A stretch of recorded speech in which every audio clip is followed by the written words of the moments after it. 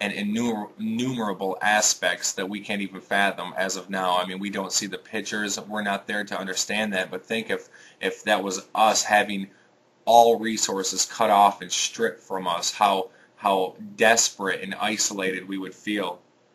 But so they proposed a document which really sets benchmarks and hallmarks to set the stage for a sustainable peace between Palestine, the Palestinians, and Israel. It proposes that Israel loosen the restrictions on travel from Palestinians to the West Bank and Gaza, which Israel has always believed that if they're able to travel, commute back and forth, this will just amplify the weaponry supply within these territories and would put Israel, it would compromise Israel's security. And in turn, for this lax of travel for the Palestinians, they would have to stop firing rockets into Israel, which we could get into a whole other context how these things are in self-defense, but I'll allow the audience to make that distinction. But so the U.S. is really involved in pushing this, and I believe that this is for the perception. This is strictly for perception. I don't believe that America wants to see a Palestinian state alongside Israel. They're doing it. They have so many U.S. troops right now in Muslim countries murdering innocent Muslims.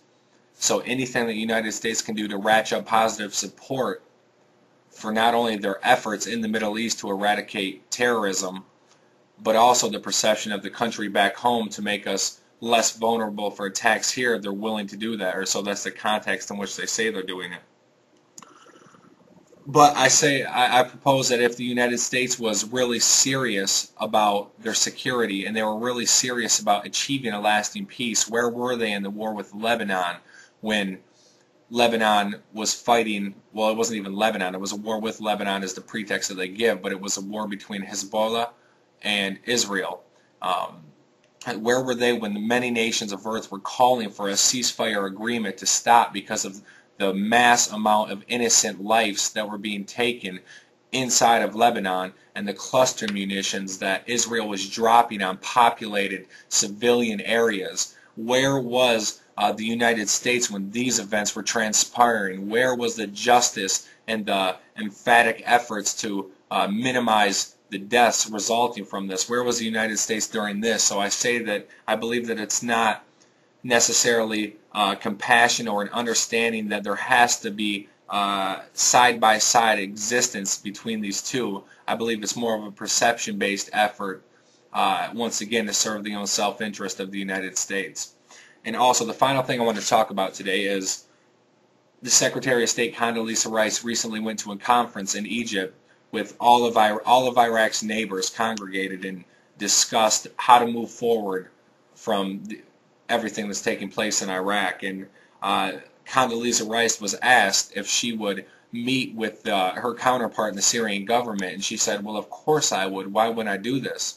Well, if you recall, about a month ago, when Nancy Pelosi and other delegates from the United States government traveled to Syria, the Bush administration and their spokesperson said that she was undermining the president's authority and undermining the war on terror and doing an injustice and really hurting America's security by even trying to undermine the president and go talk to these people. They said that it was a publicity stunt. Well, if you recall, there was Republicans in that envoy as well, and I didn't hear any negative connotations being associated with these representatives. Also, what changed over the past month that Nancy Pelosi, you insinuated that she was bordering on treason, and now someone high up in your cabinet is going to meet with these people, which I totally commend you for, and I believe it's the right way to go. But a bipartisan commission had vocalized these concerns and said that we should communicate with Iran and Syria months and months and months ago. A policy of being stubborn is not a foreign policy. It's a way to avoid issues, and it's a primitive tactic that is tearing our society apart. It's doing us no good. So I commend you, Bush, George, on the steps you've taken. I don't even know necessarily if I want to give you credit for that. Not that I'm not a fan of George Bush one way or the other. I look at his actions. I don't associate with myself with a single party. I look at the actions. You cannot label a group a terrorist group and try to strip them of every humane property that they have and then expect them to be happy about communicating with you. But even that said, and you throwing around these labels carelessly, even that said, they have never said that they wouldn't negotiate with you. And as a matter of fact, a few years ago, they asked you to negotiate with them and just hold talks with them, and you refused to do it, as you did with North Korea, and look at the state that they're in today. Do you think this policy does not make America safer? It just drives a deeper wedge between societies, between cultures, and ultimately results in a more dangerous world for us all. So if we all could understand this, and if we all could begin communicating, that's why I believe YouTube is the perfect medium. Maybe not for necessarily for governments, although I do believe it can be an important tool, but for cultures in general around the world who are fed misrepresented facts and propagation through government channels. Now we can eradicate that, and we can talk directly to one another. There has to be no mediator between us.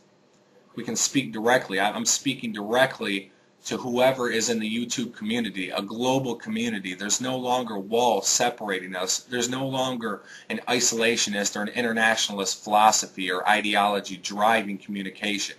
We're cutting the middleman out of this communication in order to speak directly with one another, to reach each other's hearts and understand how best we can go from here to sustain, not even sustain, to create a peace, to build on, to really harbor, to really begin to understand where we can go from here through this communication. So I thought I'd just lay out a couple things where the United States perspective is in these things. I don't know what the Bush administration is thinking of half the times that they do these things. It's certainly not to generate a peace for America or a sense of security for us, because every action that's been taken over the course of this presidency has made it a more dangerous place. This world is a much more dangerous place. As a report just released the other day stated that terrorist attacks have gone up 200, 300%. I'm not sure. I don't want to misrepresent facts, but it was somewhere in that neighborhood.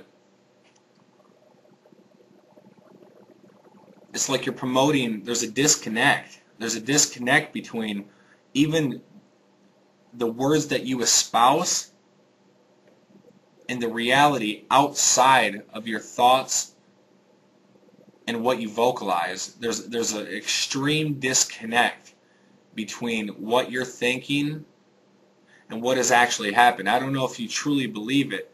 If you do, it's almost worse, because rather than a propagated lie and truly understanding the nature of the world around you, it's just like you're so encompassed by dissolution that you can't even